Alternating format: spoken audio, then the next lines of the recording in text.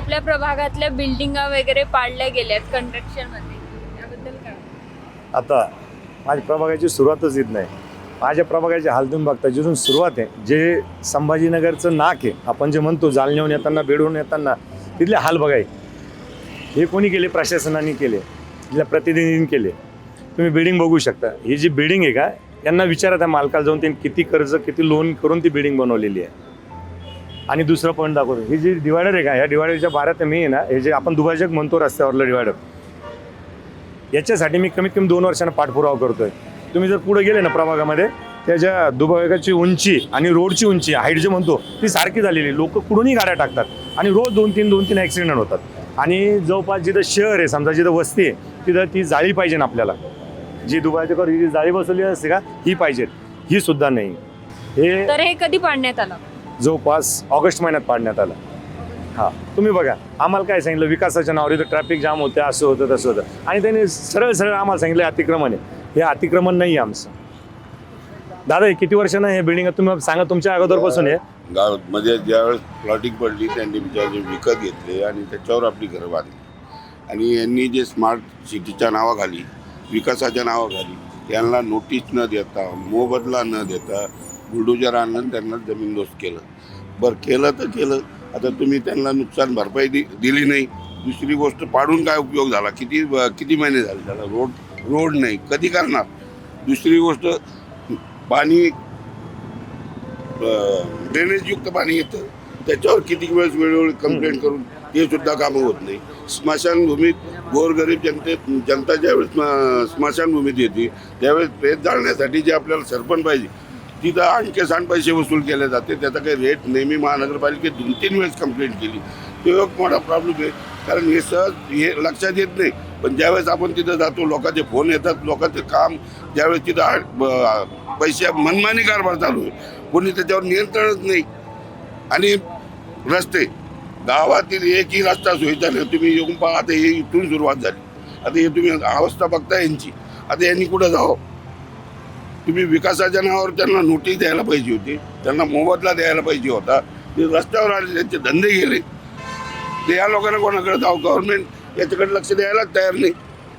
जे दुकानदार काका आहे, त्यांची तुम्ही एक बाईट घ्या त्या सेटची. त्यांना दाखवतो तुम्ही तुम्हाला काय काय अडचणी आलेल्या आणि कसं त्यांनी उभं केलं होतं, आणि ते कसं एका दिवसात, एका रात्रीत त्यांचे सगळ्या स्वप्न उद्ध्वस्त केले. आम्हाला विकासाला आणणं, आमचा विरोध नाही आहे. विकास नक्की करावं शासनानं. त्याला विकास कोणासाठी करतात? जनतेसाठी करतात ना. मग जनता रोडवर अशी आणायची असते का? हां, ठीक आहे, मला काय माहिती, विकास करा, पण मला सांगा, त्यांना नोटीस द्यायची असते. त्यांच्या काय अडचणी आहे? तुम्ही रेट काय देणार आहे, भाव काय देणार आहे? ते काय अतिक्रमण थोडी त्यांचं. आम्ही सरकारी जागेवर बसलेलो नाही, आम्ही आमच्या प्रॉपरच्या जागेवर बसलेलो आहे. दिवस पहिले महापालिके गाडी फिरवली, फक्त फिरवली तर गाडी, अशी नोटीस नसते. काही नोटीस नाही दिली, काही नाही. अचानक आले आणि तोडायला सुरुवात केली. एक नेता बी आम्हाला मदत करायला आला रे. नोटीस दिली होती का पाहिजे? नोटीस नाही, काही नाही.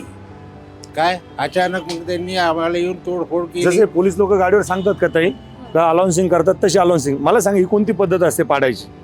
ते आम्हाला परमिशन मागत होते. आमचे घरं ठीक आहे, यांनी नवीन डेव्हलप केलं असेल किंवा यांच्या वडिलांचं जुनं होतं, सगळं होतं. पण मला सांगा ताई, जे 50, 60, 70 वर्षाचे महानगर आपलं ग्रामपंचायत काढले, त्यावेळेस कुठून आणणार आहे आम्ही नोटीस? आणि त्यावेळेस रोड छोटा होता ना, त्यावेळेस तो प्लॅनमध्ये नव्हता. बरं, तुम्ही प्लॅनमध्ये रोड घेणारे मान्य आहे, तर तुम्ही नोटीस द्या. त्याचा मोबदला काय देणार आम्हाला सांगा. TDR काय होणार? तर आज रोडचं, या रोडवर काय स्क्वेअर फुटांची जागा भेटते विचारा एकदा. हे तोडायच्या पहिले आम्हाला नोटीस बी नाही. त्याच्यानंतर आम्हाला कोणी भेटायला सुद्धा आलेलं नाही. आणि आमच्या जो मी लोक जिथे असं काहीच नाही त्याचं. आम्हाला परिस्थिती माहिती कशी आहे. वेळ पण नव्हता दिला का? काहीच नाही, वेळ नाही, काहीच नाही. अचानक आली. आमचं सगळं रजिस्ट्री आहे, 7/12 आहे. काय त्यांचे टॅक्स भरेले 5 लाखाच्या, यांनी नोटीनी याची करायची, 5 लाखाचा टॅक्स भरेले चेक थ्रू. तरी सुद्धा आम्हाला आमची जागा असून आम्हालाच म्हणता अतिक्रमणमध्ये येते. हे ग्रामीणमध्ये येतं पहिले, आता हे महापालिकेत आलं. यांचं काम आहे ना, हे आम्हाला पहिले हे कळवायचं. आज यांची यंत्रणा आहे. काय करत होती इतके दिवस? घरं कसे बांधून दिले यांनी? त्यावेळेस यांनी यायला पाहिजे नव्हतं, थांबायला पाहिजे नव्हतं. बाबा हे तुम्ही बांधू नका. पब्लिकने एवढा खर्च कशाला केला असता? हे महापालिके नोकर लोक काय करू लागले? हे गव्हर्नमेंटनी नुसतं खायला बसून ठेवले काय? मी जिथे जगते माणसं जे आले, तुम्हाला दुसरे हाल दाखवतो. चला, मेल्याच्या नंतर सुद्धा आम्हाला सोडलेलं नाही आहे. ही जी समोरची स्मशानभूमी दिसती का ताई, ही मुस्लिम स्मशानभूमी, याला कब्रस्तान म्हणतात त्यांच्या भाषेत. ही 2दा रोडमध्ये कटिंग केलेली आहे. त्याला ना त्यांनी पर्यायी जागा दिली जास्त ना काहीच नाही. अजून पण त्यांना एक हे करतात की जागा अपुरी आहे. आमचा वाढला खूप हा, म्हणजे तिकडं कॅम्ब्रिजपासून इकडं मोतीवाला कॉलनी सगळं मुस्लिम समाजाचा सगळा भार एका छोट्याशा कब्रस्तानावर आहे. त्यांना खूप अडचणी येत आहे आणि यांना जागा मागते पण अजून जागा झालेली नाही. इथं जे कब्रस्तान आहे ती जागा त्यांना अपुरी पडते. इथं लोकसंख्येच्या हिशोबाने त्यांना जागा द्यायला पाहिजे. त्यांनी जागेची मागणी केलेली. हा विचार रोडमध्ये ते राहणार, रोडमध्ये ते पूर्ण कधी होणार. महानगरपालिकेतर्फे त्यांना लवकरात लवकर ते उपलब्ध करून द्यायला पाहिजे, जेणेकरून विकासाला ते आड येणार नाही आणि त्यांची सुविधा होईल. हे महानगरपालिकेत त्यांनी वेळोवेळी माहिती पण दिलेली आहे आणि मागणी पण केलेली. आता इथली स्मशानभूमी, इथं सुविधाचा किती अभाव आहे तुम्ही येऊन बघा.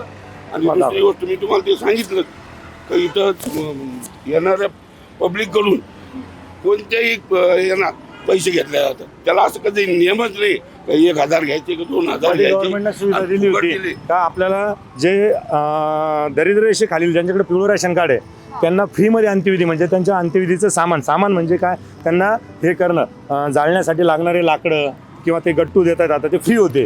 पण आता येणे सगळे मनमानी यांचा रेट चालू आहे. म्हणजे ठीक आहे, आजकाल सगळेच काही श्रीमंत नसतात, काही गरीब लोक असतात, त्यांचा अंत्यविधी फ्रीमध्ये झाला पाहिजे ते शासनाचं हे होतं, धोरण होतं. पण आता त्यालाही सुद्धा यांनी फाटा दिलेला आहे. आणि ताई अशीच एक गोष्ट आहे, पलीकडे एक गोसावी समाजाची स्मशानभूमी आहे, तिचे जर हाल बघितले ना ताई तुम्ही, का इतका राग येतो. माझ्याकडे व्हिडिओ आहे, पावसाळ्याच्या टायमाला त्यांना तिथं म्हणजे जे त्यांना दफन करतात, पुरतात, तर ते करायला सुद्धा जागा नव्हती. इतकं घाण पाणी आणि इतके हाल झालेले. तिथं ना कंपाऊंड आहे ना त्या स्मशानभूमीला काही पर्यायी व्यवस्था आहे, काहीच नाही. आहे स्मशानभूमी पण खूप बेकट अवस्था आहे त्या स्मशानभूमीची. तुम्ही ह्या सगळ्यांची कंप्लेंट नाही केली का? कंप्लेंट केलेली, अर्ज दिलेले. आता आम्हाला फक्त आश्वासनावर आश्वासनं भेटतात. ताईचं पत्र येतं, हे जे सत्तेतले लोक हे दाखतात आम्ही इतका निधी मंजूर केला, तितका केला, उठघाटनं नारळ फोडतात. पण माझं एक मत आहे, तुम्ही झाल्यावर नारळ फोडा, आम्ही सुद्धा फोडू लागू. तुम्हाला व्हायच्या अगोदर नारळ फोडतात, 10-10, 5-5 नारळ फोडलेले आहे भैया. ते बघ असं प्लॉटवर खाली प्लॉट आहे, तिथे खेळतात. आमच्याकडे ग्राउंड नाही मुलांना खेळायला बरं का आमच्या प्रभागामध्ये. हां, मुलं आपले सुदृढ झाले पाहिजे, खेळायला पाहिजे. माणूस म्हणतं चला कुठं पण याच्यात पाहिजे, पण आमच्याकडे ग्राउंड नाही आहे. आमच्या प्रभागामध्ये N2च्या नंतर ग्राउंड नाही आहे, एक पण नाही, मैदान पण नाही. मैदाने खेळण्यासाठी मैदान सुद्धा नाही आमच्याकडे. ख्रिश्चन समाजाची स्मशानभूमी. आपण म्हणतो शेवटच्या जागी आपल्याला शांती भेटली पाहिजे. शांती बघा तुम्ही, अशा जागेत आपल्याला शांती भेटणार आहे?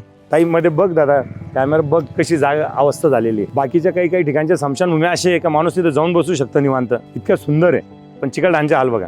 आणि यांचं काम इतकं दर्जेदार राहतं का एखाद्या पावसात त्यांच्या भिंती पडून जातात. केलेलं आहे महानगरपालिकेनं, ती भिंत पडलेली आहे ताई. ही स्मशानभूमीच्या हाल आहे आमच्या. त्याचा निधी 2 वेळेस मला वाटतं पास झालेला आहे कार्यकाळामध्ये नगरसेवकच्या. पहिले चांगलं होतं का हे? बऱ्यापैकी होती, पण आपण काय विकासात 15-20 वर्ष झाली, सत्ता एकाच पक्षाची. त्यांनी विकास काय केला ना, आतून परत म्हणता आम्हाला विकास करण्यासाठी संधी द्या. म्हणजे कोणता विकास करायचा तुम्ही बघा. मग आता त्यांनी मागायला विकासच नाही केला, याचा अर्थ असा होतो. प्रशासनाला धन्यवाद देतो, जे आयुक्त साहेब आहे आपले श्रीकांतजी आणि उद्यान अधीक्षक आमच्या गावाचे भूमिपुत्र विजू पाटील यांनी एक निर्णय छान घेतला. आमच्या गावातून जी सुकना नदी वाहते तिचं सुशोभीकरण त्यांनी हाती घेतलेलं आहे. तिला दोन्ही साईडनं पिचिंग वगैरे करतात. त्याबद्दल मी प्रशासनाचे आपले आयुक्त साहेब आणि आमच्या इथले भूमिपुत्र उद्यान अधीक्षक यांचे विशेष करून धन्यवाद मानतो की त्यांनी सुरुवात केली आमच्या चिकलठाणला चांगलं बनवण्यासाठी. त्यातला हा एक प्रोजेक्ट आहे, हे बघू शकता तुम्ही पाठीमागे. त्यांनी दोन्ही साईडनं दगडं वगैरे सुंदर अशी आपली जी खामनदी झाली होती त्या पद्धतीचं त्यांनी काम चालू केलेलं आहे. त्याबद्दल त्यांचे धन्यवाद मानतो. ही कधीपासून चालू झालंय ताई? इथं काय झालं, आम्हाला इकडनं विमानतळ आहे. विमानतळामुळे आमचा चिकलठाणचा विकास खुंटलेला आहे. विमानतळामुळे लोकांचं शहराचा विकास होतो, पण जे आजूबाजूचं गाव असतं का त्याचा विकास नसतो. आम्हाला इकडे टावर उभे, मोठ्याल्या बिल्डिंगा उभ्या करण्याचं परमिशन भेटत नाही. हां, बाहेर तुम्ही बघसाल कांचनवाडी जा, पडेगाव जा, तिकडे टावर सगळे उभे आहे. तुम्ही अंदाज पलीकडल्या साईडलाही जा, तिकडेही टावर उभे, पण आमच्या चिकलठाणला नाही. त्याच्यामुळे एक तिकडला तर विकास झालाच नाही. पण एक आम्हाला आशा होती की आमच्या चिकलठाणला एक पीट लाईन भेटेल आणि त्या पीट लाईनमुळं आमच्या कमीत कमी 1000-2000 बांधवांना रोजगार भेटेल, युवकांना रोजगार भेटेल आणि त्याचा तो परिणाम आमच्या अर्थव्यवस्थेवर पडला असता. इथं आले असते लोक राहायला, रेंटना रूम, व्यवसाय, बाजार जे काय असतं तो सध्या म्हणजे दळभद्री जे राजकारणी असतात जे आमचे प्रतिनिधी होते त्यांनी लावून धरायला पाहिजे. आमच्या इथली मंजूर झालेली दुसऱ्या जिल्ह्यात गेली की नको जायला पाहिजे होती. हे कधी झालंय?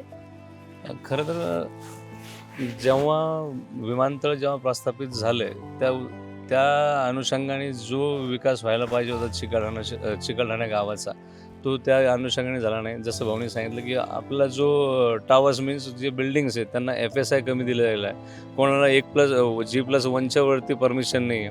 असे त्यांनी एक सेक्टर तरी बनवायला पाहिजे होते कलर वाईज की बाबा ह्या एरियामध्ये एवढ्या फीटला एवढ्या हाईटला परमिशन आहे, तेवढ्या हाईटला परमिशन आहे. त्यानुसार विकास खुंटला गेला.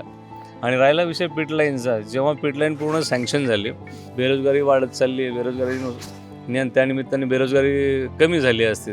4-1 हजार लोकांचा विषय होता तरुणांचा, ते निदान जॉबला तरी लागले असते, त्यांना काहीतरी भेटलं असतं. पिट लाईन म्हणजे काय विषय माहिती तुम्हाला? इथं काय असतात, आपलं जे रेल्वे असतात त्याचं देखभाल, दुरुस्ती, बाकीच्या काही गोष्टी असतात. तिथे ट्रॅक आले असते, 4-5 रेल्वे कंटिन्यू थांबले असते, तिथे सगळी गोष्टी, त्यात रोजगार उत्पन्न झाला असतं युवकांना. हा विषय नवीन इथून हे झाले असते. तो आता जालन्याला गेला, एवढाच फरक आहे. तिथल्याही लोकांचा विकास झाला, पण आमचं हक्काचं नेलं हे आम्हाला खंत आहे इथे मंजूर झालेली. येस ठीक आहे. आमच्यासाठी बरंच झडपड केलेली आहे, पण शेवटी तिकडंच गेलं ते. आम्ही सारे अधुरेच राहिलो. खरं तर इकडं म्हणजे काहीच नाही होऊ शकत, ना रस्ता ना काही सुविधा, जसे तसे. आणि शहराला लागून आहे एअरपोर्टमुळं आणि स्टेशनमुळं आम्ही योग्य नाही. आमच्या लोकांचा खेळाच्या पलीकडे विकास नाही झाला. ज्याने आम्ही खस्तकाले भूमिपुत्रांचा काही विकास नाही केला आहे. आम्ही शेते गेले, आमच्या MIDCचे ते झाले दादा. MIDC शेतकरी चिकलठाणचे, मुकुंदवाडीचे आणि ब्रिजवाडीचे, तिथं बघा आमच्याकडून बेभाव जमिनी घेतल्या आमच्याकडनं कवडी मोलानी. आणि ना आमच्या तिथं रोजगार, आमच्या घरच्यांना तिथं रोजगार लावले, युवकांना अगोदरच्या आमच्या आईवडिलांच्या टायमात समजा त्यांना ना आता तिथं टावर उभे होतात, करोडोंना त्याचं म्हणजे स्क्वेअर फुटानं जागा चालली, पण याच्याबद्दल कोणी बोलायला तयार नाही आहे. आम्हाला काही शापच लागलेला चिकलठाणला. काही ठिकाणी एअरपोर्ट आडवं येते आमच्या विकासाला, काही ठिकाणी रेल्वे स्टेशन आडवं येते, आणि काही ठिकाणी कचरापट्टी येते. आमच्या दक्षिण साईडला एअरपोर्ट आणि रेल्वे स्टेशन असल्यामुळे आमचा विकास झाला नाही. पण आम्हाला अपेक्षित होतं का जर तुम्हाला एअरपोर्ट समोर जसे आपलं विमानतळासमोर जसे मोठे मायवडचे टावर आहे, तसे आमच्याही शेतकरी बांधवाच्या याच्यात उभे राहतीनं आम्हाला त्यातून 2 पैसे फायदा होईल. पण आमच्याकडे मध्यंतरीच्या काळामध्ये कचरापट्टी आणून तोही आमचा स्वप्नाचा पार चुरडा केलेला आहे या प्रतिनिधींनी अगोदरच्या. तुम्ही बघू शकता कचरापट्टीचे ढीक किती मोठे. आणि बरं विशेष म्हणजे 1.5 किलोमीटरचं अंतर, अगोदर जी नारेगावची कचरापट्टी ती बंद करून फक्त 1.5 किलोमीटरवर ती पुढे आणून ठेवली. तिथं त्रास होत होता म्हणून शहरालगत हे होत होतं म्हणून ती आपण हलवली. पण हा त्रास नाही होणार का? 1.5 किलोमीटरमध्ये किती अंतर असतं. आमच्या शेतकरी बांधवाच्या शेतामध्ये विहिरीला ते सगळं घाण पाणी वाहतं आहे. पावसाळ्यामध्ये ते पाणी सगळं लिचडचं पाणी सगळं त्या याला. आणि आमच्या इकडं प्रदूषण इतकं वाढलेलं, कोणतेही पिकं आमच्या हातात लागत नाही. आमच्याकडे सगळा माळी समाज आहे. माळी समाज हा म्हणजे माळं पिकवणारा समाज आहे, आणि त्यांच्या शेती जास्त आहे तिकडं. म्हणजे जवळपास तुम्ही असं म्हणलं अर्ध्या शहराला आमच्या चिकल आणून माल जातोय, भाजीपाला जातोय, आणि ते पाणी खराब झाल्यानं त्यांचा सगळा उद्योग व्यवसाय थांबलेले. तर आता हे कचरा आहेत किंवा ते नाला आहेत, त्या नदीतून पाणी जातं, ते दूषितच पाणी. खरं तर आज जर पाण्याचा TDS चेक केला तिकडं, तर सगळ्यात लोवेस्ट आणि असं पॉयझनस असं TDS आपलं विहिरींचे जे पाणी आहे तिकडं त्या साईडला, कचरापट्टीच्या साईडला, तिथं खूप तो TDS एकदम लोएस्ट आहे. त्याच्यामुळे शरीरावरती खूप वेगवेगळे परिणाम होतात. कॅन्सरसारखे मोठे रोगसुद्धा तिथं लोकांना व्हायला लागलेत. राहिला विषय पाण्याचा झाला, नंतर प्रदूषणाचा विषय झाला. प्रदूषणामध्ये जवळपास 4 ते 3-4 किलोमीटर रेडियसच्या आतमध्ये नुसतं दुर्गंधीयुक्त परिसर आहे.